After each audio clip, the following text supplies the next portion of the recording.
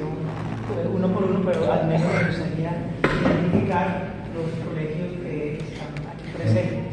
Ustedes son el Colegio San Ignacio, supongo, y por allá también, y al frente el Colegio Comercial de Envigado, ¿verdad? Benedicta Zunillo, y por acá también, Benedicta. Y luego tenemos San Ignacio. Muy bien. Si hablo así, ¿me oyen? Muy bien. Todos entienden que es la filosofía moderna, ¿cierto?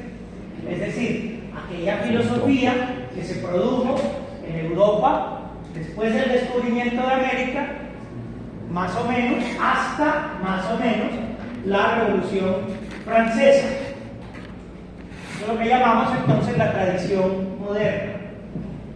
La filosofía contemporánea que comienza después es también la filosofía moderna. Es, de alguna manera, la filosofía moderna 2.0, la segunda temporada de la filosofía moderna, mejor dicho. Pero la filosofía moderna, que comienza más o menos hacia el siglo XVI, finales del XV, se caracteriza o es posible hacer de ella varias lecturas. Una de esas lecturas es que la modernidad consiste en una afirmación del sujeto o una afirmación del yo. Les voy a probar lo que estoy diciendo. Los presocráticos, los primeros filósofos de la historia, se preguntaban cuál era el origen de las cosas. Es decir, su interés estaba principalmente por fuera de ellos mismos. ¿Cuál es el origen de las cosas? Tales dirá, es el agua, otro dirá el fuego, otro dirá el apéndice, otro dirá etc. Pero miren ustedes, la modernidad no comienza preguntándose principalmente por el exterior, sino principalmente por el interior. El gesto inaugural de Descartes, con el que comienza la filosofía moderna, básicamente consiste en afirmar que ego sum res cogitans, dice Descartes, es decir, que yo soy una cosa que piensa. ¿Ven? Es decir, se comienza por el yo. La primera idea de Descartes, a la primera certeza que él llega, es de que yo existo. Y esa existencia mía no puede ser negada por nada. Yo puedo negar o imaginar que ustedes no existen, que a lo mejor son un sueño mío, pero es imposible negar mi propia existencia, porque si dudo, existo. ¿Por dónde comienza entonces la filosofía moderna? No por afuera, sino por dentro. Comienza por el sujeto. Por lo tanto, una de las lecturas posibles de esta tradición moderna es que la tradición moderna es una afirmación del sujeto, una afirmación vigorosa del yo. Es que en el mundo griego, incluso el pronombre personal yo se evitaba y se trataba y se usaba más intensamente el nosotros. Los pintores medievales no firmaban sus obras. Nosotros conocemos pintores medievales, la mayoría, muchas veces porque pintaban cuadros parecidos. Entonces hay un pintor medieval alemán que se llama el pintor de la vida de María. No sabemos cuál era su nombre, simplemente sabemos que a ese pintor le gustaba pintar escenas de la vida de la Virgen María. Hay otro que sabemos que viene de una ciudad llamada Flemal, y entonces lo llamamos el maestro de Flemal. Es decir, en la Edad Media sobre todo, hay una especie de veto sobre la personalidad. el veto sobre la personalidad hace pues que las construcciones medievales, el arte medieval, pues no aparezca claramente la subjetividad. Hay un autor alemán que se llama Jakob Burckhardt, que escribió una obra sobre el Renacimiento, y básicamente el argumento central de esa obra, voy a escribirlo por si a alguien le interesa anotarlo después. Uy, está botando.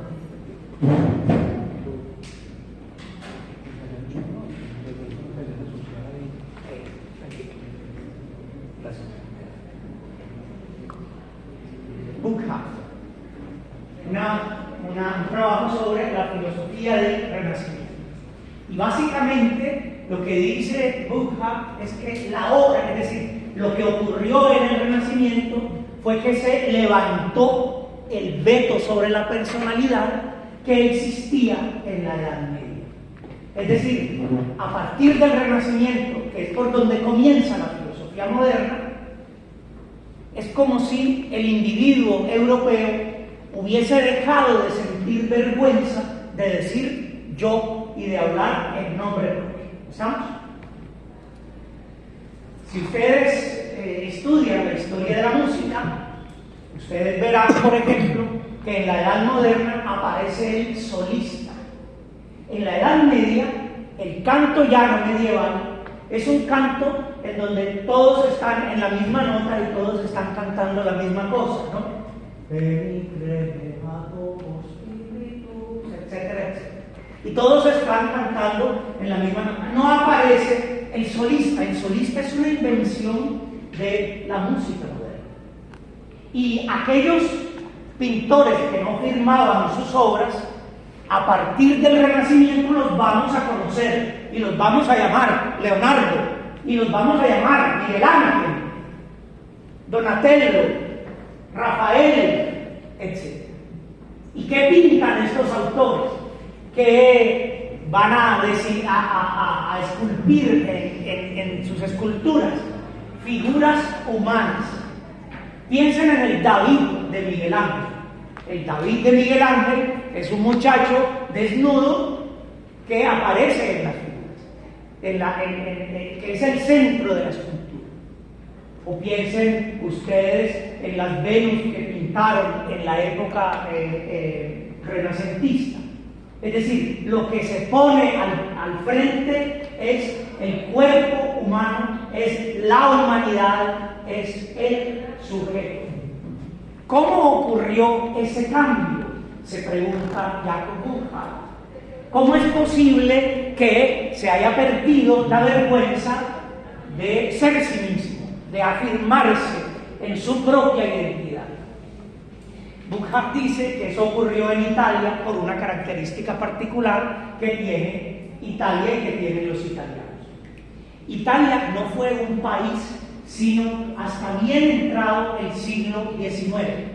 Fuimos nosotros primero República de Colombia que ellos República Italiana. Es decir, Italia estaba fraccionada a lo largo de su territorio en pequeños estados. La Lombardía, Florencia, el Véneto, la Puglia, la Sicilia, el Nápoles, los estados pontificios y Roma en la mitad, etcétera, etcétera, etcétera. Como eran países muy pequeños, esos países podían tener más o menos la dimensión que tiene el suroeste antioqueño o el oriente antioqueño, o incluso más pequeños todavía, el altiplano, es decir, de Guarne hasta el Santuario. Como esos países eran tan pequeños, pues no podían desarrollar o tener un ejército propio. Entonces contrataban mercenarios, a los que les pagaban para que defendieran la ciudad. Yo te contrato, yo tengo el ejército, te lo contrato y me das, yo te pago y defiendes la ciudad si hay algún problema, si hay algún enemigo. Pues bien, estos señores que eran mercenarios a quienes les entregaban la ciudad, los italianos los llamaban condotieros. Los condotieros o condottieri, si quisieran decirlo en italiano, los condottieros empezaron a levantar ese veto sobre la personalidad. ¿Por qué? Porque si yo te entrego la defensa de esta ciudad, se requiere que seas heroico, que aparezcas como aquel que es capaz de mantener la ciudad resguardada. Y entonces, para eso, yo tengo que desarrollar el heroísmo y ser, pues, el pistolero que manda la parada en aquella ciudad. ¿Me hago entender? De manera, pues, que estos condottieri empezaron a desarrollar una ética, una manera de ser, en donde tenían que sobresalir por encima de los otros para poder demostrar al rey o a los dueños de las ciudades que ellos eran los mejores y los que estaban mejor capacitados para dirigir y para custodiar la ciudad. Y entonces, miren ustedes, la tesis de Burckhardt es el Renacimiento levanta el veto sobre la personalidad y comienza a aparecer el yo. Aparece el solista, aparecen los autores que empiezan a firmar en los cuadros, lo que no se hacía antiguamente, etc., ¿no?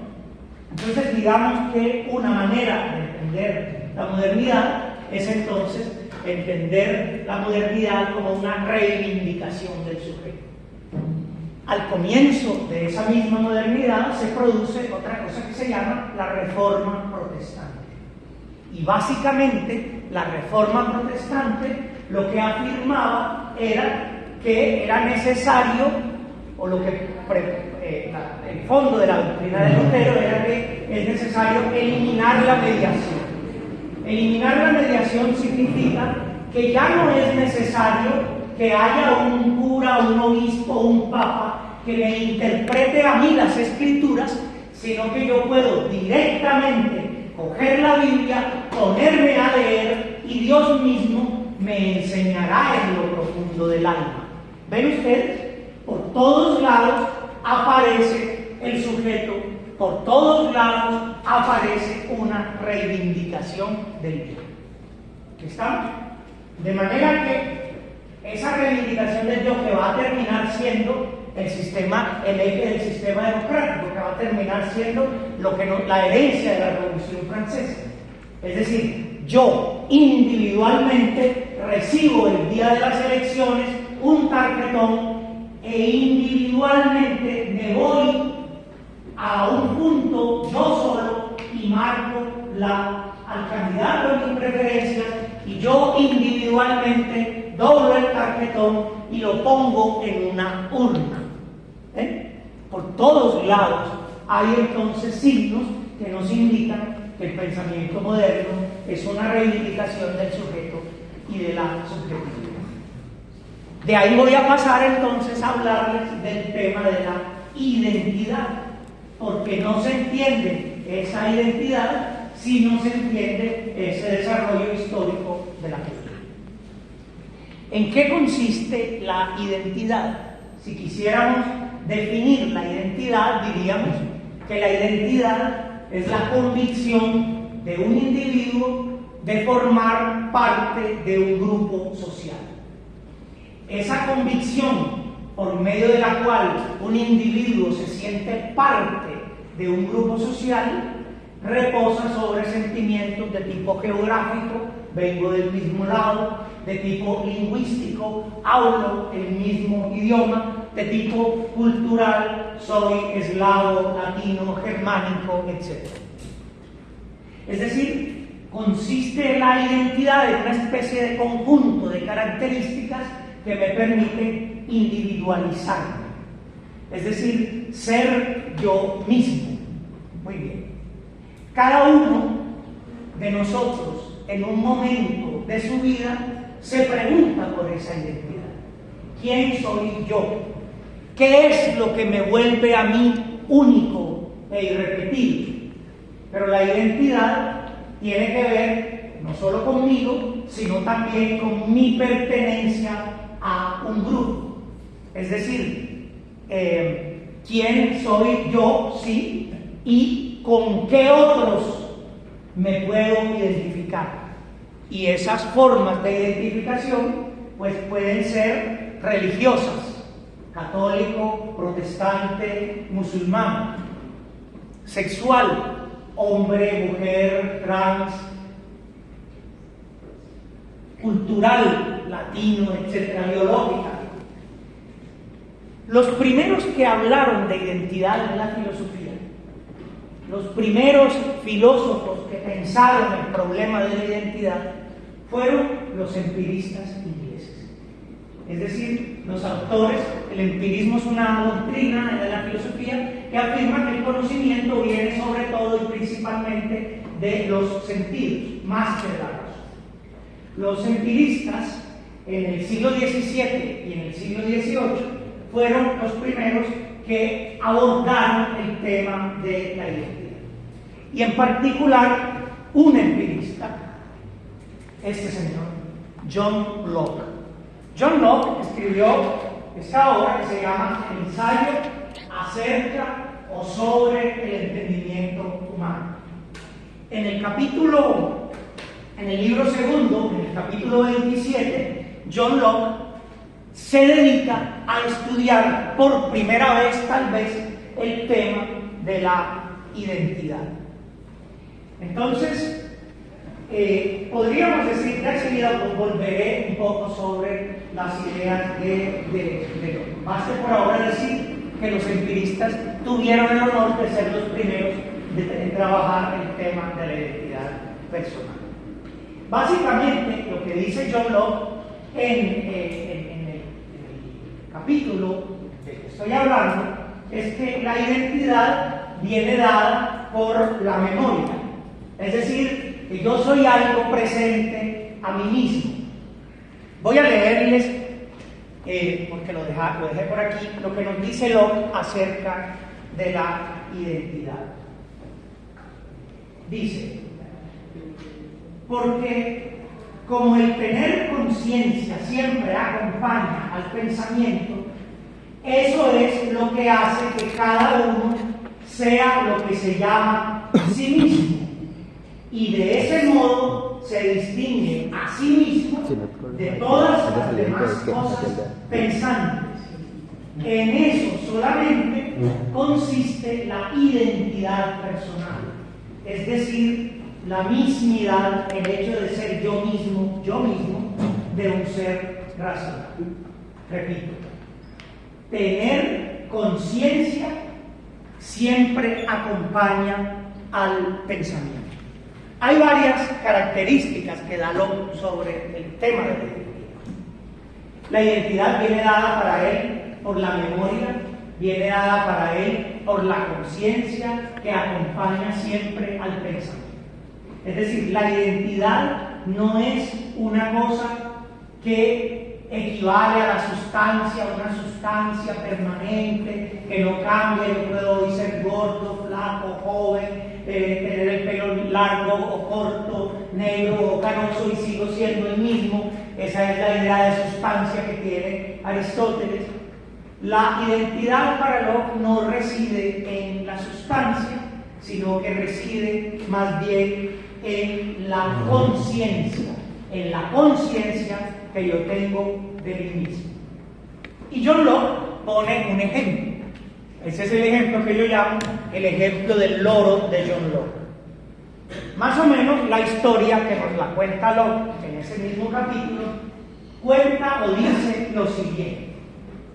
Una vez había un príncipe que tenía un loro. Ese loro era muy famoso y muy conocido allá donde vivía ese príncipe, porque hablaba y conversaba con el príncipe como si fuera cualquier persona. Y la gente se quedaba asombrada y decía que eso era pura brujería, al punto de que un cura que fue allá habló con el loro y quedó tan traumatizado que nunca más permitió que un loro se le acercara, porque decía que los loros eran seres de Satanás, porque hablaban y conversaban. Y entonces alguien, lleno de curiosidad, quiso ir a conocer el loro. Y entonces fue y le preguntó al loro: ¿quién eres? ¿De dónde vienes? Y entonces él le dijo: vengo de tal lado, de Marinilla, debía ser. Vengo de tal lado. Y el otro: ¿y quién es tu dueño? Yo soy de un portugués. Parece que la cosa, dice lo, pasó en el Brasil. En fin, al final se pregunta lo. Nadie, por más que ese loro conversara, hablara y repitiera cosas como si fuera un humano, nadie habría dicho que ese loro efectivamente era un ser humano. ¿Por qué creen ustedes que el loro, aunque hablaba como ser humano, aunque discurriera como ser humano, aunque uno pudiera conversar e intercambiar ideas como un ser humano, nadie lo iba a considerar un ser humano? ¿Qué le faltaba al loro que nosotros sí podíamos tener? ¿Ah? Por aquí voy a decir una cosa: la identidad humana. ¿Pero qué es la identidad humana? ¿Qué tipo de apariencia? Lo que nos caracteriza como personas. ¿Y qué nos caracteriza como personas humanas? Muy bien, el cuerpo. El cuerpo. Decía, y luego dice: no, puede ser que alguien crea que el espíritu de Heliogábalo era un emperador romano, que el espíritu de Heliogábalo está en un cerdo, pero nadie creerá que ese cerdo es un ser humano, porque al cerdo y al loro les falta el cuerpo y la figura humana. Y les voy a poner otro ejemplo. Segunda moraleja que pone, segunda historia que cuenta Locke también en su libro. Un príncipe se está muriendo. Se muere el príncipe y el alma del príncipe se mete rapidito en el cuerpo del zapatero del reino, un zapatero. Y entonces el zapatero, desde ese momento, dejó de hablar como zapatero y empezó a hablar y a portarse como príncipe. ¿Sí? Y al final dice Locke: ¿qué es lo que va a pasar? Pues que nadie tomará al zapatero como príncipe. El único que creerá que es príncipe es el zapatero. Pero nadie va a creerle al zapatero que ya no es el zapatero, sino que ahora es el príncipe. Moraleja de esas historias que nos trae John Locke: la identidad no es únicamente una cuestión mental. Yo digo ser esto, la sustancia aristotélica o metafísica. No, la identidad pasa también por la identidad corporal. Es decir, la nuestra es una identidad que se corporaliza. La identidad es una marca externa, ¿sí? Nosotros estamos indisolublemente unidos a nuestro cuerpo, y nuestro cuerpo, nuestra exterioridad, cristaliza esa identidad que parece ser algo interior, profundo, único e incluso podríamos decir metafísico. La identidad, entonces, diríamos, para cerrar con Locke, la identidad es, dice Locke, el testimonio que da cada uno de sí mismo. El testimonio que da cada uno de sí mismo. Ustedes están dando en este momento testimonio de ustedes mismos. Yo a unos veo más atentos, a otros más adormilados, a otros sonriendo, a otros circunspectos. Ustedes están testimoniando permanentemente quiénes son ante los demás. Y Y eso revela, en eso consiste también la identidad. Bien, eso es la filosofía. Por ahí dejemos la filosofía moderna. Y demos un paso, saltemos del otro lado de la Revolución Francesa. Es decir, a la filosofía un poco anterior, la de hace 100 o 200 años, hacia acá. Los teóricos actuales, contemporáneos de la identidad, han preferido ver en la identidad algo dinámico, algo dialéctico. Es decir, la identidad no es una cosa X que yo tengo adentro y entonces esta cosa X que está adentro se exterioriza hacia afuera, ¿sí? Sino que en ese juego entre el interior y el exterior también se da la identidad. Por eso, hoy muchos autores, en vez de hablar de identidad así simplemente, hablan de procesos identitarios. La identidad no es algo fijo, la identidad es un proceso, algo que se va adquiriendo, algo que incluso se abandona. No es una cosa estable, no es una cosa permanente como era la sustancia para Aristóteles. La sustancia es eso que permanece aunque todo lo demás cambie. Usted ahora es joven, mañana será viejo, pero sigue siendo lo mismo. Eso es la sustancia. Pues no. La identidad no es esa estabilidad, esa permanencia por encima de los detalles de los accidentes que cambian. La identidad es más bien algo que está lleno de contradicciones. La identidad implica la contradicción. ¿En qué sentido? Pues en que cada uno define su identidad que es suya, personal, de usted, a partir de características comunes. Miren ustedes ese juego. Se trata de definir quién soy, pero identificándome con lo que son los otros. La identidad, les decía, es un proceso, entonces, lleno de contradicciones. Ahí les he mostrado una. Es decir, la identidad es un juego entre el interior y el exterior, entre el individuo y el colectivo, entre lo objetivo y lo subjetivo. ¿La identidad es objetiva? Sí. ¿Por qué es objetiva? Hay criterios jurídicos que definen mi identidad. Criterios jurídicos como mi nacionalidad o la expresión de género con la que me identifico como hombre o como mujer. La identidad hay criterios sociales, criterios físicos, ¿sí? Y la gente a veces se define por sus criterios físicos o sus criterios sociales.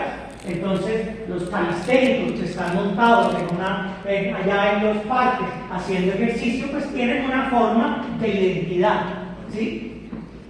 Y las personas que por ejemplo, usan barba larga, pues tienen otra expresión de identidad distinta, ¿no? Digamos que existen criterios objetivos. Ya decía una cosa, decía que hablaba de interior y exterior, y ahora hablo de lo objetivo y de lo subjetivo, es decir, criterios que definen mi identidad. A nivel objetivo hay criterios que definen mi identidad. ¿Cuáles son esos criterios? Pues yo hablaba de criterios de tipo jurídico, criterios de tipo social, criterios de tipo físico, criterios incluso de tipo económico. Es decir, objetivamente hay características particulares. Muy bien. Pero subjetivamente, subjetivamente, la identidad me viene dada por sentimientos, me viene dada por intenciones, por percepciones, me viene dada por características que son mías, que son muy propias. Es decir, en conclusión, la identidad surge de un conjunto, de una amalgama de datos, ¿sí? Cuando nosotros nacemos, lo primero que la gente hace es tratar de asignarnos una identidad. Ay, mira, esa es la naricita del abuelo, tiene las orejas del tío, la boquita de la mamita y así. Desde el principio estamos siendo identificados de manera objetiva, ¿sí? Entonces, digamos que la identidad resulta de un conjunto de un conjunto de cosas que a la vez es planificado, objetivo, y por otro lado es fortuito. Es decir, pudimos haber nacido en tal lugar y no por eso tener las mismas cosas. Es decir, yo puedo ser de Cali y no me gusta la salsa, o no, ¿sí? O podría ser antioqueño y no por eso ser fan de la bandeja paisa, ¿sí? No todo el que es de Barranquilla tiene que ser fan del Junior, ¿sí? Entonces, ni porque soy de Bogotá, entonces le llamo a la gente bestia, a lo mejor habrá alguno que no, ¿sí? Digamos que es lo que me impone el exterior y lo que yo hago a partir de ese exterior, ¿sí? Y por último, quiero decir esa última idea. La identidad es un hecho psicosocial. En el fondo, esto que estoy diciendo es que es un hecho psicosocial. La palabra psicosocial es una palabra compuesta. ¿De qué lado estaría la palabra psico? De lo subjetivo. Y la palabra social de lo objetivo. Es un hecho psicosocial. Es decir, la identidad es el sentimiento de que yo soy efectivamente yo, ¿sí? Esa identidad no puede venir de afuera, de la sociedad, sino de mí mismo. Pero al mismo tiempo, la identidad viene de afuera. Si ven ustedes el juego dialéctico, viene de mí mismo, pero viene de afuera también, porque tengo un empleo, porque tengo una vida socioprofesional, en fin, porque vivo en algún lugar, etc. De manera que cada uno lo que hace es buscar distinguirse de los demás. Yo busco ser yo, tener mi propia marca. Escribo y quiero escribir algo y decir que soy yo. Y ustedes estarán preparando una ponencia o una actividad para la Olimpiada y quieren mostrar su marca personal, la de cada uno de ustedes. Pero ¿cómo hacen esa marca personal? Yo he querido hacer una conferencia o dar esta charla que fuera exclusivamente mía. ¿Y cómo lo hice? Recurriendo a otro, a John Locke, por ejemplo, a Jacob Burckhardt, por ejemplo, etc. ¿Ven? Ese es el juego, entonces, de las identidades. La identidad es una intersección entre lo psicológico, lo individual y lo subjetivo, lo interior y lo social, lo objetivo, lo exterior. Por último, la identidad es narrativa, es decir, Hannah Arendt dice una frase en el libro: cuando alguien le pregunta a otra persona, ¿vos quién sos?, la persona tiene normalmente que responder con una historia, ¿sí? Si yo quiero saber quién es usted, entonces usted me tendrá que decir: nací en Medellín el 7 de abril del año 2004 y tal y tal. Es decir, la identidad también es una narración. Y esa, digamos, narración, decía, es psicosocial porque ella cristaliza las contradicciones sociales existentes. Es decir, no había punqueros en la Edad Media. ¿Por qué no había punqueros en la Edad Media? Pues era otro tiempo, ¿sí? Pero a lo mejor había un espíritu punk en la Edad Media. No sé. Pero miren ustedes cómo hay un juego, una cristalización de las identidades. Hay un autor inglés, estadounidense, que se llama Richard Sennett. Escribir los nombres.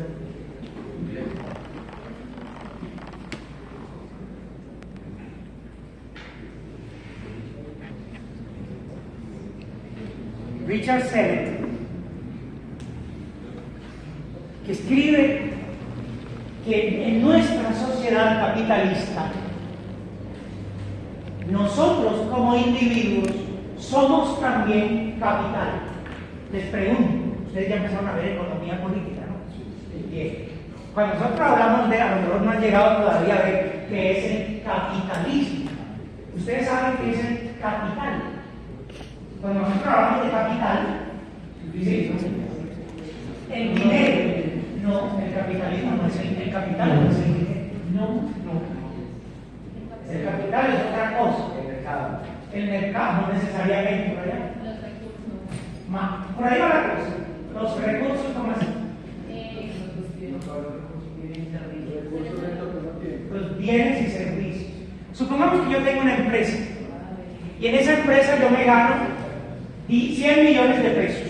Este mes me gané 100 millones de pesos. Bien. De esos 100 millones de pesos, yo me gasté en comida, en pagar los servicios, en la finca que tengo en Llano Grande, etcétera. Todo eso yo me gasté 50 millones. Y ahí saqué el colegio de mis hijos, me di un paseo a Santa Marta, etcétera, etcétera. Me quedaron de los otros 50 millones, yo pagué y me queda un dinero para yo poder seguirlo invirtiendo en nuevas máquinas, en mejorar mi empresa. Eso es el capital. Cuando nosotros decimos que la nuestra es una sociedad capitalista, lo que estamos diciendo es que hay una parte del dinero, el dinero que se está moviendo, ¿sí?, que es el que mueve la dinámica social.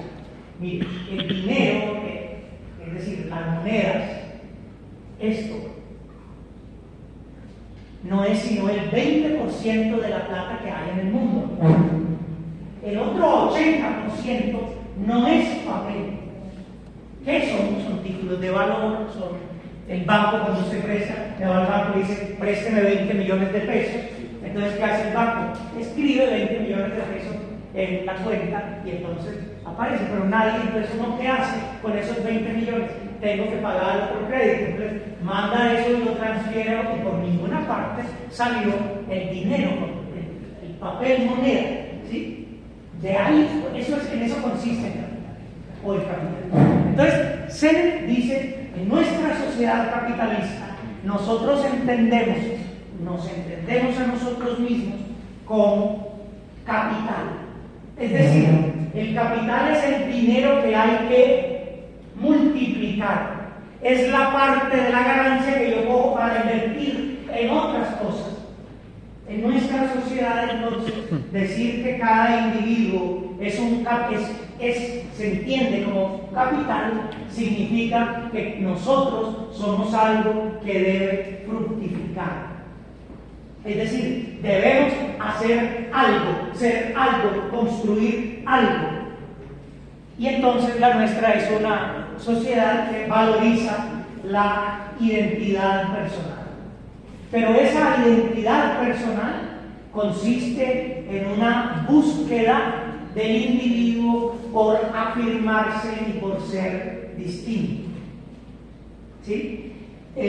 Cada individuo es obligado, se le exige que dé sentido a su vida, que defina su identidad, que diga quién es, que produzca su existencia.